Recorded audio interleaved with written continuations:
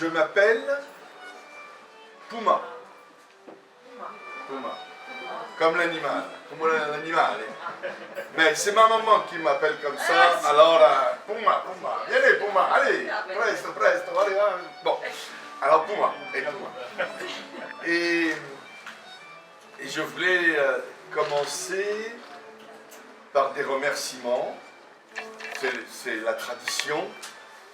Des remerciements à ceux qui nous ont accueillis ici, qui est l'European Culturale Centro, non c'est comme ça, comment c'est ça, voilà, Européen Central, qui nous accueille et qui a très gentiment prêté des chaises. Ok, non, on n'a pas tous 20 ans. Alors les chaises, c'est quand même agréable pour s'asseoir. Parce que peut-être je vais parler 2, 3 heures, 4 heures. Alors assis, c'est quand même préférable. Excusez-moi, vous invitez-moi. Ah, c'est sympathique. Vous êtes, en fait, L'empathie. mais si vous me rappelez tellement ma blonde, alors que c'est si. Très bien. Alors, et je voulais remercier aussi donc Clélia, qui va faire la traductrice, et Annelisa, qui va faire la traductrice, en anglais peut-être, si vous avez besoin de faire la traduction. Et puis alors, il y a beaucoup de gens sympathiques qui font des photos, qui font des films pour le souvenir. Quand je vais rentrer au Québec, je vis au Québec, Canada. Vous me dites, dès que vous ne comprenez pas, hop, vous levez la main et Clélia fait la traduction. Hein, voilà. Alors, un peu d'histoire avec ma relation avec Venise. J'ai une histoire d'amour avec Venise. Je suis venu il y a très très longtemps, dans les années 80, même un peu avant, hein, et j'ai joué des spectacles parce que j'ai une vie d'artiste marionnettiste. Et je suis venu avec des marionnettes géantes, petites, et Clélia et son ami Jacopo ont fait toutes les démarches institutionnelles pour que je puisse jouer a Venise. Jacopo Terenzo, scusi. Sì. E dov'è? Non lo so, che noi arriva, Ah, questo è un è veneziano, è più tardi. Ma è un posto. E vieni quando il prosecco è aperto.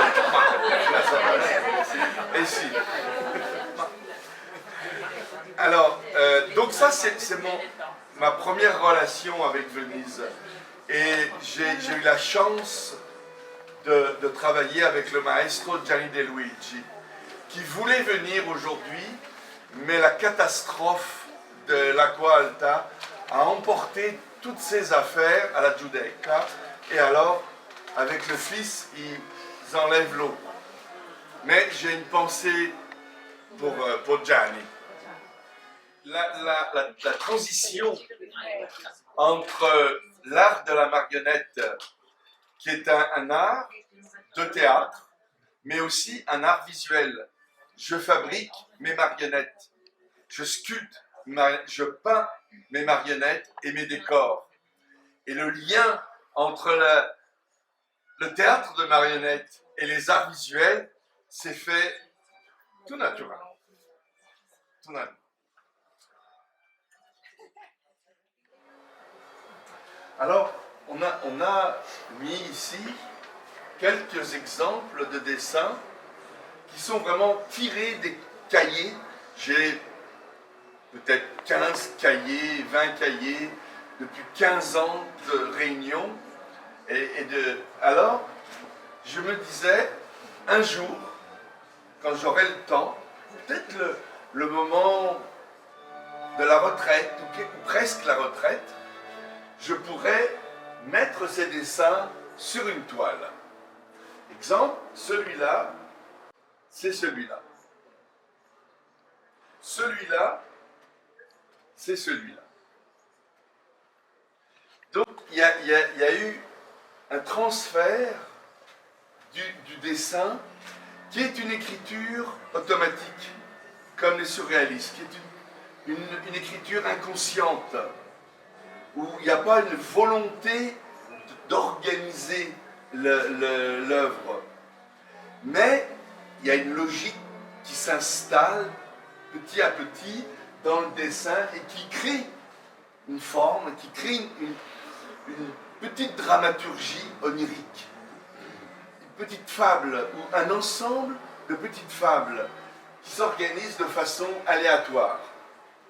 Et quand je suis passé du dessin à la toile, j'ai voulu conserver l'esprit du dessin, avec des corrections, des aménagements pour la toile, mais l'esprit est là. Je n'ai pas refait le dessin.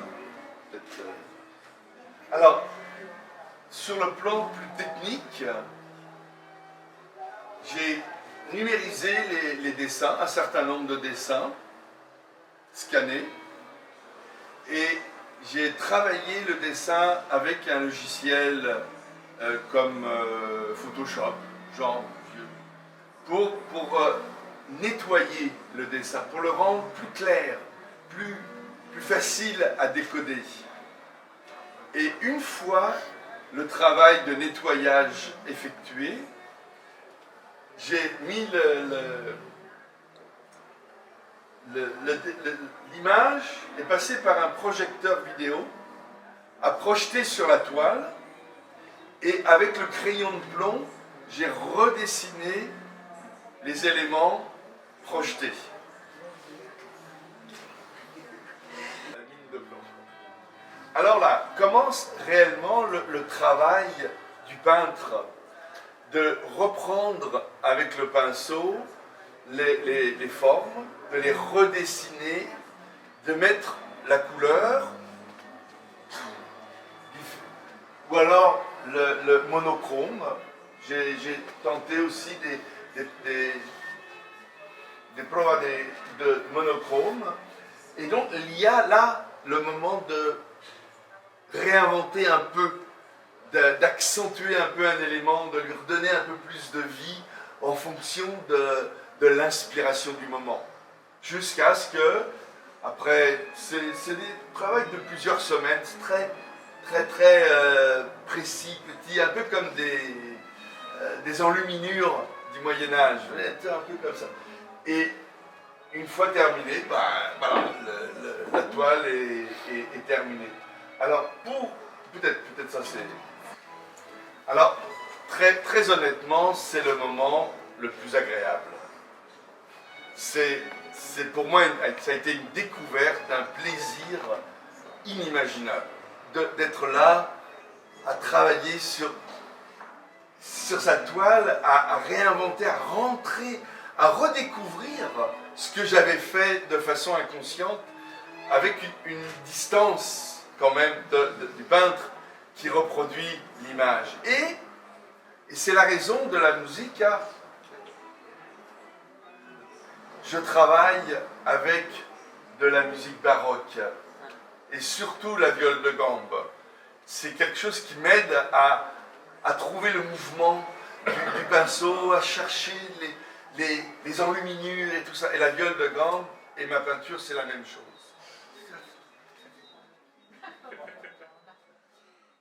Parce que, en fait, moi je suis peintre, comédien, mais j'ai toujours rêvé être musicien. Être musicien. Et je joue du violoncelle, cello. Lui è un attore, pittore adesso, ma il suo sogno sarebbe stato di essere un musicista. E quindi al momento... Alors, la frustration, je joue un peu, mais mal. Fa un po' di violoncello, male. Alors la frustration de jouer la musique baroque était très grande, mais avec la peinture, l'harmonie se fait entre la musique et la peinture. Et pour moi, ça a été un bonheur extraordinaire. arrivare verso la musica, arrivare verso uno strumento a una certa età è stato un po' difficile e quindi non è che è molto bravo nel violoncello, è diventato un po' frustrazione perché non sarà mai a questo livello, però attraverso la pittura e accompagnare il suo lavoro nell'atelier di musica è proprio un piacere per lui, una riscoperta anche di tutto questo. Et pour moi, c'est impossible de séparer la musique et la peinture. C'est un ensemble qui permet la création. Pour Venise, je suis venu avec des petites toiles parce que ça coûte très très cher du Québec pour faire venir le matériel. C'est vraiment beaucoup d'argent. Et j'ai eu la chance, et je veux le souligner aujourd'hui, d'avoir deux formes d'aide. Une, avec ces nouveaux systèmes comment on appelle ça, des contributions solidaires, comment tu dirais? Comment ça traduire? En tout cas, ces formes où on met sur Facebook et les gens, les amis, tout ça, ils donnent un petit peu, $10, $20, tout. Et moi je donne des petites cartes, et ça m'a permis de m'aider pour le transport. Et la deuxième chose, c'est mon université m'a aussi aidé pour le transport. L'université Laval. Parce que l'université Laval, c'est une université qui soutient ses membres, ses professeurs, ses professeurs contractuels, quand ils font des choses à l'extérieur. Donc ils m'ont donné un peu les moyens pour le transport, mais pour des petites toiles. Et tout ça a été rendu possible en grande partie grâce à ma fille, Bérénice, il faut le dire quand même, parce que vraiment, si elle n'avait pas été là, j'aurais jamais eu le courage de faire cette aventure si je n'avais pas eu l'aide de Bérénice, parce que c'est vraiment immense comme travail d'acheminer des œuvres. Alors, maintenant, je travaille sur des œuvres beaucoup plus grandes. Alors, pour le transport, on verra dans l'avenir, mais mon objectif actuel, c'est de faire des expositions dans ma ville, dans ma région, et à moyen terme d'aller à New York, parce qu'on est très voisins de New York, et c'est un endroit où les arts sont très, très dynamiques, et ce serait plaisant de pouvoir exposer là.